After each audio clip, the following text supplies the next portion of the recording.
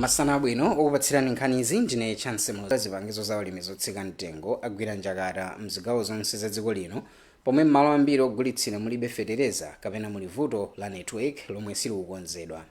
Mboma la Mzimba mwachitsanzo nyakwawa Beneka Jere yati chiyambire ndondomekoyi chaka chino anthu ochepa ndomwe agulako feterezayo mderali. Katswiri pa zaulimi Arona Chilumba wati izi zikutsutsana ndi zolinga za ndondomeko ya zipangizo za ulimi zotsika mtengo zomwe ndikuchepetsa vuto la njala. Vanani Nyolenda walemba ripotili. Kafukufuku wa Zodiac waonetsa kuti malo ambiri ogulitsira zipangizo za ulimi zotsika mtengo mdziko muno mulibiletu fetereza. Boma la Mzimba mwachitsanzo malo ambiri ogulitsirapo zipangizo za ulimi zotsika mtengo mulibe feterezayo, pomwe kuchikangawa fetereza omwe ulipo sikugulitsidwa kwa masabata okwana angapo tsopano chifukwa cha vuto la netiweki. Mdera la Maulawo kumwera kwa boma la Mzimba, mfumu yaing'ono Beneka Jere yatiuza kuti alimi agwira njakata chifukwa kulibiletu fetereza otsika mtengo. Panopo fetereza kulibe. Anthu ali kakasi ndiponso anthu agula mtundu umodzi. Ndiyoti amene anagulapo 23-21 ena agulaponso muleya. Ndiyoti maiti mujana agulaponso thumba limodzi. Olemba nkhani athu maboma a Phalombe neno ndi maboma ena nawo ati malo ambiri mogulitsira zipangizo zimenezi mulibe fetereza zomwe zabweretsa nkhawa kwa alimi. Katswiri pa nkhani za ulimi Ronald Chilumba ati izi zokhumudwitsa komanso zodandaulitsa chifukwa chaka ndi chaka ntchitoyi imakumana ndi mavuto onga amenewa. Chifukwa tikaunika zaka zingapo zapitazi nkhani ya AIT alimi akhala akuvutika kuti apeze zipangizo makamaka fetereza mnthawi yake. Izizi kufika la lero bwezi titakonza nde zala zikuloza adindo amene ali patsogolo kukonza ndondomeko imeneyi. Padakali pano mkulu woona za nkhani ya zipangizo za ulimi zotsika mtengo Justin Kagona atiuza kuti angayankhulepo pa nkhani ndi mlembi wamkulu woona zakayendetsedwe ka zinthu ku unduna wa zaulimi Amedrina Mloza Banda omwe sitinakwanitse kuyankhula nawo. Malo mwa Zodiac ndine Vanani Nyolenda. Tikanali pa zaulimi bungwe la ogulitsa mbewu Seed Traders Association lati layitanitsa mbewu yachimanga matani 250 yomwe ikusowa komanso kufunika kwambiri pa msika pamene dziko lino likukumana ndi ng'amba. Mkulu woona za malonda ku bungweli a Supply Chisi wati mbewuyi ikuyembekeza kufika masiku anayi akudzawa. Tindi zambiri mu ripoti la Wini Lwembe. Mkulu woona za malonda ku bungwe la Seed Traders Association a Supply Chisi wati kuchoka pomwe nyengo yodzala inayamba mdziko lino pakhala pali kufunikira kwakukulu kwa mbewu kamba koti kampani zogulitsa mbewuzi sizinakwanitse kufikira mulingo oyenera. Monga bungwe la STAM kuzera mamembala ake tikuyesesa kuti pakhale mbewu zonse zofunikira pa msika. Panopa tinganene kuti popeza kuti anthu agula kawiri katatu mbewu zomwe amazikonda kwambiri mwina zasiya kupezeka kapena zikupezeka mwapo ndi apo. Komanso tikuyesesa kuti tibweretse mbewu zina kuchokera ku Zimbabwe moti tinganene mosimikiza kuti masiku 5 kapena 4 akubwerawa tikhala titalandira mbewu yokwana matani 250 yomwe ikhale ikugawidwa m'madera osiyanasiyana mdziko muno. Kumbali yake mkulu wa kampani ya Sidico a Boyd Luwe wati pofuna kufikira mulingo wa mbewu kampani zayamba kuyitanitsa mbewu kuchoka mdziko la Zimbabwe zomwenso adandaula kuti zikukhala zovuta kamba kaziwawa zomwe zikuchitika mdziko la Mozambique. Chaka chinochi imene timapanga plan kuti production yathu ya mbewu sinayende imene timayikanizira tifanira kuti ng'ambaso yathu inachoka kwambiri. Ndiye panopa kuti tikwanitse zofuna za alimi athu tikumabweretsa mbewu kuchokera kunja. Panopa mu SADC region muno kumene kuli mbewu zoti anthu tingatenge ndi ku Zimbabwe. Posachedwa apa pomwe amayankhula nyumba ya malamulo, nduna ya zaulimi ya Samkawale inavomereza kuti mbewu nzochepa mdziko lino molingana ndi kufunikira komwe kulipo. Chiwerengero cha nzika za dziko la Mozambique zomwe zikulowa mdziko lino mboma la Nsanje pothawa ziwawa kwawo tsopano chaposa manja 2500. Malinga ndi DC wa boma la Nsanje a Dominic Mwandira anthuwa akuwasunga m'malo ngati sukulu za Mkombaphala primary komanso malo osiyanasiyana amene anthuwa akusowa pokhala. Amwandira ati nthambi ya Dodma komanso yoona za anthu othawa kwawo alonjeza zopereka thandizo kwa anthuwa monga chakudya. titsimikize kuti ndizoonadi kuti anthu aku Mozambique alowa ndithu muno mu Nsanje muno ndingoti Malawi muno kumvera kuno ku Nsanje kumene eni ake akufotokoza kuti akubwera chifukwa cha vuto limene liliko kudziko kwawo zokhudzana ndi ndale. Ndiye dzulo tinayendera malo osiyanasiyana amene akhala akulowera ndikupeza chiwerengero cha anthu amene tatsimikiza kuti alowa. Mwachitsanzo alowa kunoko kudzera kudera limene timati kwatiye mulolo ku East Bank kumeneko dzulo kuwalowera anthu pafupifupi mabanja 46 amene tauza kuti akhale pa skulu ya Chikonje. Komanso kwatiye Mbenje kumene ali pa Pokera pamene dzulo pana chiwerengero cha anthu 26. Kenako kwatiye Tengani kumene alowera malo osiyanasiyana komano ngati kwa dzulo kunali kuti anthu amene otayika pa malo atatu. Mwachitsanzo akulowera ku dzuko la Nyamithutu pamene dzulopo nkuti anthu anali pa skulu ya Nyamithutu. Akuluakulu pa chipatala cha Kamuzu Central ku Lilongwe ati chipatalachi chikufunika njinga zoposa 100 zothandizira odwala omwe akuvutika kuyenda wheelchairs kuti chidzigwira ntchito zake moyenera. Mkulu woyendetsa ntchito za chipatalachi Dr. Ludzu wanena izi pomwe gulu la ophunzira akale ku University ya Malawi linakapereka thandizo la njingazi pa chipatalapo. Winston Kaimira ali ndi zambiri. Mkulu woyendetsa ntchito za chipatala cha Kamuzu Central ku Lilongwe Dr. Ludzu wati chipatalachi chikukumana ndi vuto la kuchepa kwa mawheelchair. Mawheelchair onjezera okwana 100 ndomwe akufunika. Ndi zinthu zambiri ndithu zoti titalandira chithandizo titakhala anthu okondwera. Mawheelchair wa tizera zinthu zili bwino tingakonda atapitirira 100. Ndipo pakanali pano gulu la ophunzira akale aku University of Malawi lomwe akulitcha Chirunga Alumni Group lapereka mawheelchair asanu pa chipatalacho a 2.5 million kwacha. Mmodzi mwa akuluakulu a gululo a Darwin Pangani wati thandizolo likusonyeza kudzipereka kwa gululo pofuna kuthana ndi mavuto omwe chipatalacho chikukumana nawo. Tikhala tikukhala ndi mapartnership ndi mabungwe ena komanso anthu ena othekera.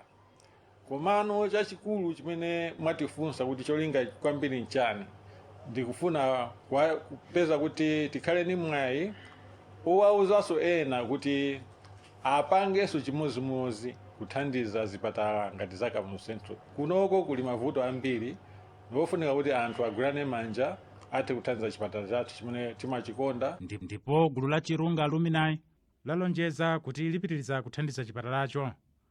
Winston Kaimira, Zodiac Lilongwe. Gulu la anthu mwa kuti atsogolera mipingo lomwe likudzitchula kuti abusa okhudzidwa ladzudzula Archbishop Thomas Msusa wa mpingo wa Katolika pa mawu omwe ananena okhudza ripoti la ngozi ya ndege yomwe inapha Dr. Chilima ndi anthu ena. Abusawa omwe amalankhula ndi atola nkhani ku Lilongwe ati zomwe ananena Archbishop Msusa sizoyenera mtsogoleri wa mpingo monga iwo alili. Mwazina iwo ati Archbishop Msusa analakwitsa ponena kuti Amalawi mpaka pano sakudziwa momwe ngozi ya ndegeyi inachitikira. Winston Kaimira ali ndi ripoti. Atsogoleri a mipingowa omwe anawatsogolera ndi Dr. Hope Nkhoma anachititsa msonkhano wa atola nkhani ku Lilongwe komwe anapereka nkhawa zawo. Nkhawazi zinali zokhudza mawu a Archbishop Thomas Msusa a mpingo wa Katolika omwe ayankhula posachedwapa. Dr. Nkhoma anayamba ndi kuyamikira Archbishop Msusa kamba ka ntchito yomwe amagwira yokhudza kufalitsa uthenga wa Mulungu. Koma kenaka atsogoleri a mipingowa anati Archbishop Msusa anayankhula zinthu zomwe sizolimbikitsa umodzi m'dziko lino. Iwo anati mawu a Archbishop Msusa ndi obweretsa kugawanikana. Dr. Nkhoma anatinso Archbishop Msusa anali ndi mwayi wopereka uthenga wachilimbikitso kwa Amalawi pomwe akuyiwala za ngoziyi. Mukhoza kuona mfundo zake tidzapeza kunena kuti zinthu zina sizingamangirire dziko pamene ndife atsogoleri amene tifunika tibwerese dziko lathu pamodzi. Chifukwa ndife atsogoleri amene atsipembedzo sitingabwerese dziko lathu pamodzi tisayembekeze kuti andale akhoza kubweresa izi pamodzi. N'chifukwa chake tiyenera kusamalitsa mmene tilankhulira, tiyenera kusamalisa mmene titsankhira mawu oti tigwiritse ntchito, chifukwa zimenezo zili ndi kuthekera kokonza dziko lathu komanso zili ndi kuthekera kuononga dziko lathu. Iwo ayamikira komiti yapadera yomwe President Lazarus Chakwera anakhazikitsa ponena kuti yagwira ntchito mwa ukadaulo pofufuza za ngozi ya ndegeyo. koma atsogoleri a mipingowa sanatchule mipingo yawo. Posachedwapa Archbishop Thomas Nsusa anati siwokhutira ndi zomwe komiti yapadera yofufuza za ngoziyi inapeza. Winston Kaimira, Zodiac Lilongwe. mukuonera nkhani pano pa Zodiac ndipo masanano ndine Chancellor Zobanda tindi zambiri posachedwapa nkhani pomwepo.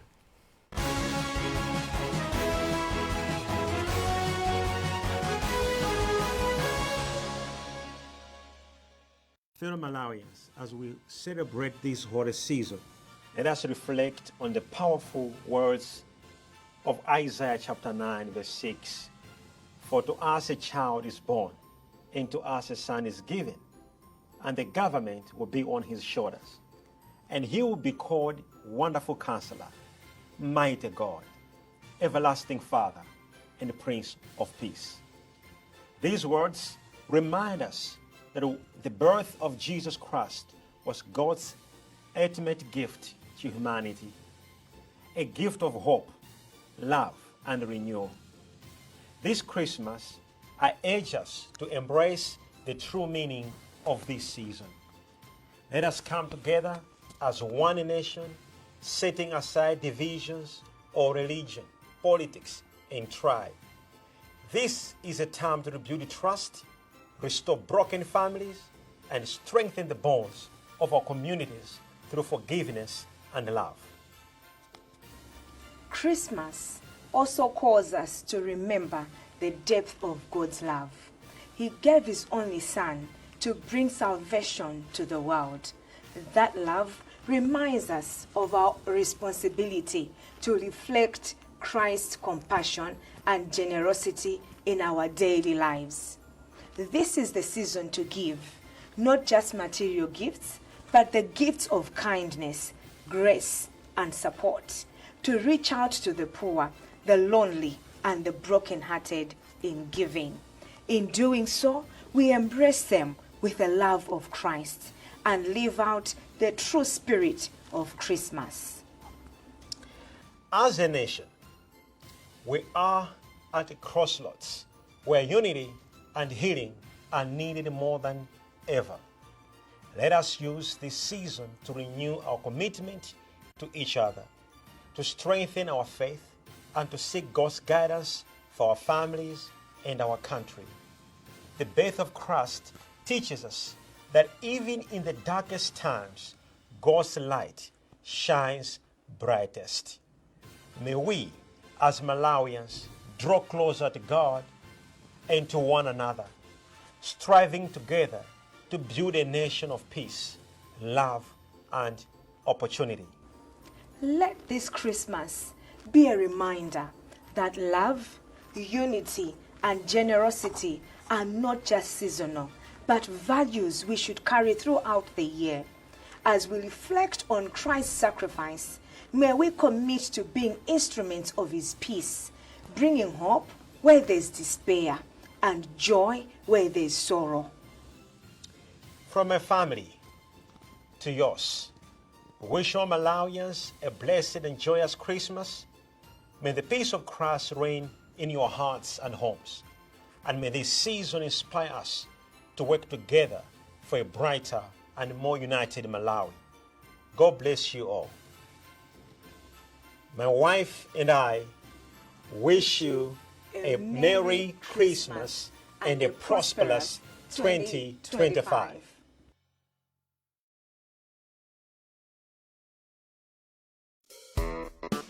Abale ino, nthawi yoti muzipumula pa nyumba, musamavutikenso ndi udzudzu. Our natural body spray repellent delivers 8 hours of unbeatable protection against pesky mosquitoes and biting insects. Stay bite-free and enjoy every moment of your evening with our trusted formula. Easy to spray on, affordable, smells pleasant, no DEET, no more scratching and itching. Great for babies over 6 months and anyone with sensitive skin. Get yourself a couple of bottles today to guarantee amazing sleep, mosquito bite-free. Very Safe creates a natural and protective solution for malaria and tropical diseases for the whole family.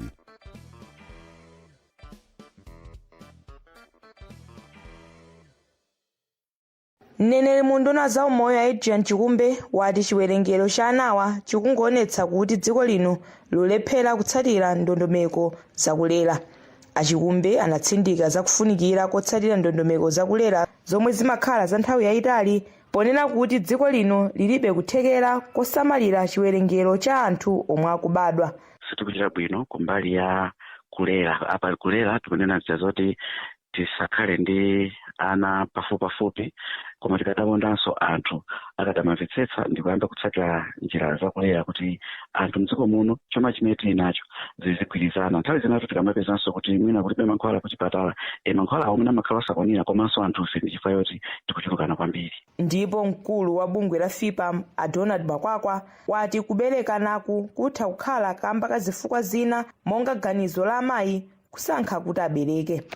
Choti tidziwe ndichonena kuti ngakhale timalimbikitsa anthu azimayi kugwiritsa ntchito zakulera, sizikutanthauza kunena kuti tikunena kuti azimayi kuno ku Malawi asiye kubereka, koma timangothandiza kunena kuti azikhala ndi nyengo yokhazikika imene akonza kuti akhoza kukhala ndi mwana, kapenanso akhale ndi thandizo lona kuti athandizidwe kuti akwaniritse kukhala ndi chiwerengero cha ana amene angakwanitse kulera akakhala nawo. Boma la Lilongwe ndilo lili patsogolo ndi ana 229 amene abadwa chaka chino, pomwe chaka chatha anabadwa 191. Pomwe boma la Likoma ndilo lili pansi, pomwe mwana mmodzi wabadwa pa Christmas chaka chino, pomwe chaka chatha palibe mwana amene anabadwa. Chaka chatha ana 1462 ndiwo anabadwa, pomwe 733 anali amuna ndipo 729 anali akazi. Pomwe chaka chino ana 1487 ndiwo abadwa pa Christmas, pomwe 764 ali akazi ndipo 723 ali amuna. Malo mwa Zodiac kuno kunzuzu ndine Toera katswiri. Dziko la Malawi kudzera kwa kampani ya Eskom lalandira 422 billion kwacha kuchoka ku World Bank kuti ithandizire ntchito yofikira anthu ochuluka ndi magetsi. Nduna yona zamphamvu a Ibrahim Matola yati kudzera mu dongosololi anthu oposa 1 million akhala ndi mwayi owalumikizira magetsi a Eskom. Kampani ya Castel Malawi yati malonda mchaka cha 2024 ayenda bwino ngakhale anakumana ndi vuto la kusowa kwa ndalama zakunja lomwe linakhuza ntchito zake zina. Mmodzi mwa akuluakulu kampani ya Thomas Mafuri wanena izi pamwambo wopereka mphatso kwa omwe agwira ntchito kampani zaka zambiri. Kuti chakhala chaka mbali ina chooneka kuti zina zachitika ngati kampani tapanga takwaniritsa, koma tikhozanso kunena kuti pali zochuluka zimene tinalingalira kuti tikanakhoza kukwanitsa, koma mwina chifukwa cha zina ndi zina zochitika monga zokhudza mmene timagwirira ntchito zathu, kuti sitigwira ngati ndife kampani yoyima pa yokha, timagwira kampani molinganizana ndi zinthu zosiyanasiyana zokhudza za ikonomi ya dziko lamu. Khala chovuta yes, but tikhozanso kunena kuti zabwino zina taziona tinakwanitsa mkatikatimu momwemo moyesetsa takwanitsa kukhazikitsa product ine yatsopano pa msika imene kutchulidwa Pombris, ndi timachitenga kuti ndi chinthu chimene titakonzekera naona kuti chatheka kwa ife ndicho chipambano chimodzi mwa zipambano zimene tapanga mchaka chimenechi. Komanso mbali ya zovuta zina ndi zina, nkhani ya zachuma, kuli nkhani za kuvuta kwa mafuta, kuli nkhani za kusowa kwa ndalama zakunja mmene timagula katundu ochuluka kugwiritsa ntchito ndalama zakunja, nawo pamene ndalama sizikupezeka moyenera zimakhalanso chipsinjo pa machitidwe athu a ntchito zathu za tsiku ndi tsiku. Ena mwa ogwira ntchito omwe alandira mphatsozi athokoza kampani poyamikira kudzipereka kwawo. 30 years imene ndagwira zakhala zoti ndaphunzirapo ma issues ena ma mistakes amene mapanga ndaphunzira how to mmene ndingachitire rectify, and teamwork yatithandiza kwambiri kufuka timaphunzira from one another. Ndiye zimene zicha zimathandizira kuti umaphunzira zambiri kuchokera kwa nzako wa section ina and section ina, mukazibweretsa pamodzi mumamanga fundo imodzi imene ingathandizire kuti ntchito yanu iziyenda. Ndipo mu nkhani za masewero, timu ya osewera akale ampira wa miyendo ya dziko lino yalimbikitsa zokonzekera za masewero ake ndi timu ya Zambia loweruka likudzali pa bwalo la bingo ku Lilongwe. Osewera akale amene amakhala ku Blantyre afika ku Lilongwe lachinayi kumene aphatikizana ndi anzawo monga NS Live wa Mtawali yemwe amakhala ku South Africa. wachiwiri kwa mphunzitsi wa timuyi Peter Kenskaira wati osewera aliyense akukonzekera molimbikira kuti adzapatsidwe mwayi osewera. Ndipo tikanalipa zamasewero, bungwe loyendetsa masewero a draft mdziko lino lati lilimbikitsa ntchito yophunzitsa ndi kudziwitsa ana a sukulu komanso anthu m'madera zamasewerowa kuti chiwerengero cha akatswiriwa chichuluke. Wachiwiri kwa mtsogoleri wa bungweli Richard Manda wati anthu ambiri amangosewera draft ngati macheza koma ndi masewero omwe ali ndi kuthekera kuwapezetsa ndalama. Iwo alankhula izi pa mpikisano omwe gulu la chiwavi draft linakonza mu mzinda wa Mzuzu kuti osewera masewerowa oposa 20 apikisane ndi kuonetsera luso lawo masewero amawa. Pezani zambiri pa zodiacmalawi.com. Munali ndine Chance Mlozopanda, mwakoma nonse.